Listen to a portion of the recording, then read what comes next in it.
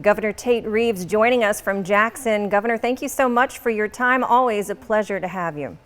Well, hi, Megan. Great to be on today. Thank you for having me. Absolutely. I want to begin with the legislative session. Of course, we're just a few weeks into the 2023 session, and I want to talk about your priorities, what you would like to see move through over the course of the next few months. I know that we made some headway with eliminating the state income tax, but this remains, I think, a focus for you. Talk a little bit about that. Well, there's no doubt that my primary focus is doing everything we can and supporting legislation that helps make Mississippi an even better place to invest capital, an even better place to create jobs, and an even better place to raise a family. And given the financial shape that we're in, the fiscal shape we're in, which is the best in Mississippi history, I believe we ought to let people keep more of their own money. And so my goal is to ultimately eliminate the income tax. We made progress by passing the largest tax cut in Mississippi history last year, but I believe we can build on that, and I think we should because, again, our economy is on fire. We have more people working than ever before, the lowest unemployment rate in our state's history, and it's time to give more money back to the people of South Mississippi. You think it has a good chance of pushing through this year? Well, I'm always optimistic. I'm hopeful that our majority Republican legislature recognizes the importance of cutting taxes, particularly when our revenues are literally billions of dollars over our annual operating budget. Now is the time to eliminate the income tax, and I'm hopeful that all of our legislative leaders and our Republican legislators understand that. And quite frankly, I expect there to be some Democrats who want to let people keep more of their money as well. You mentioned we are in really excellent fiscal health. We actually have an unprecedented $4 billion in revenue surplus for the state. How will that play a role in what I believe will likely set up some very healthy debates in this legislative session? Well, my intention is to encourage the legislature to invest in infrastructure. You're right. We have $4 billion in reserves.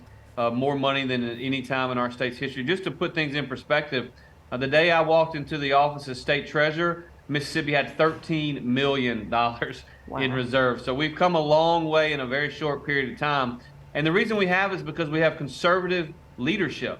And when conservative leaders like myself step up and recognize that we represent the taxpayers and the government doesn't have anything that it doesn't first take from somebody else, and that you know better how to spend your money than any governmental entity ever will, that's critically important. And so anyone in Jackson who says, hey, we don't want to give the taxpayers their money back, I just don't think that they're sufficiently conservative. I think that we need to continue to push for returning money back. But for that $4 billion that we've already collected, I do think we have some infrastructure projects, particularly in South Mississippi and across the state, that will be critically important. We need to invest in roads, invest in bridges, expand capacity, because what we've seen on the coast the last several years is that not only is the economy doing well, not only are we seeing tremendous investments all the way from Stennis to Ingalls and everywhere in between, but tourism is doing phenomenally well also.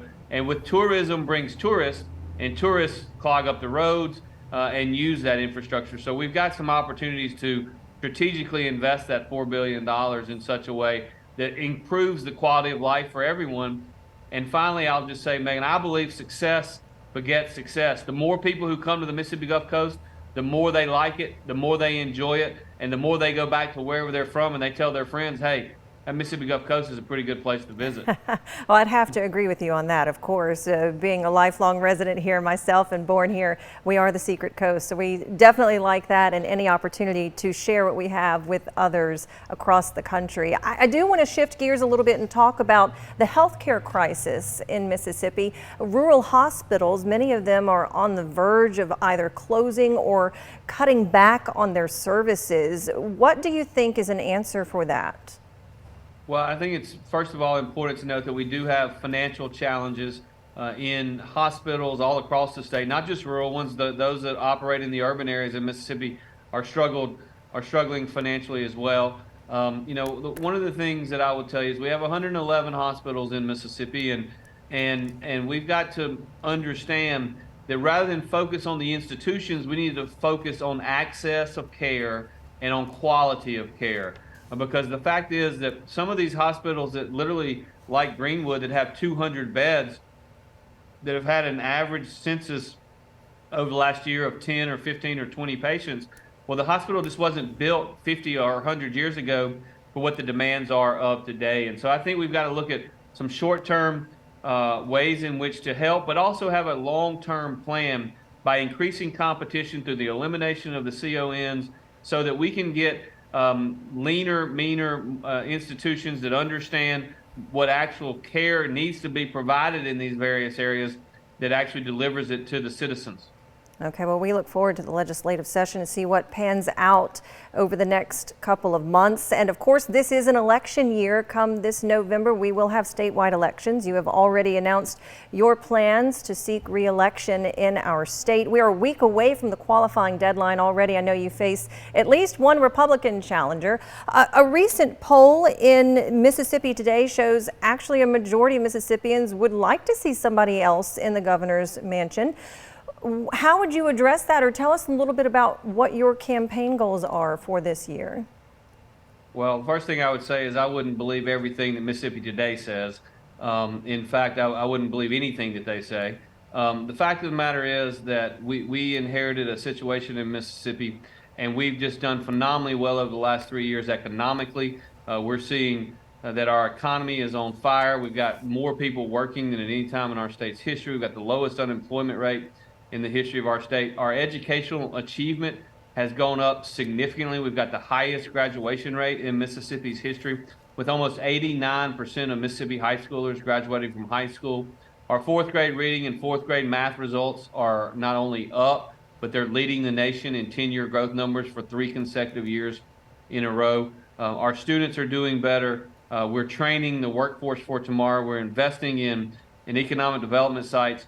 And last year, after seeing an average of $900 million a year in new capital investments in our state 10 years prior to me becoming governor, last year we saw over $6 billion in new capital expenditures across Mississippi. So I'm extremely optimistic about this election year, and I'm most excited about being able to tell our story, telling our successes, because I believe that our story is Mississippi's story, and it's one of success. I know education has always been a priority for you as well. This week is, of course, National Schools Choice Week, and you just tweeted a few days ago about every student deserves a quality education regardless of their zip code. So I know that's something else that you will continue to push for. No doubt about it. We've got to make sure that every single one of our schools, whether they be public or private or charter schools, public charter schools, or for those kids who choose to do homeschooling, that every decision that we make in education must be focused on what's best for the child.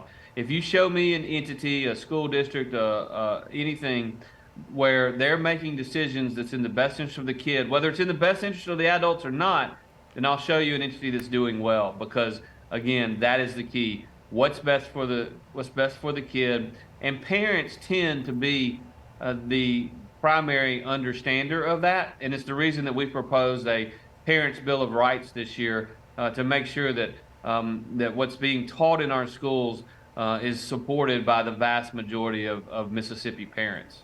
Well, Governor Tate Reeves, it's always a pleasure to get your insight. We appreciate your time this afternoon. Thank you so much. It's been my pleasure. Thanks, Megan.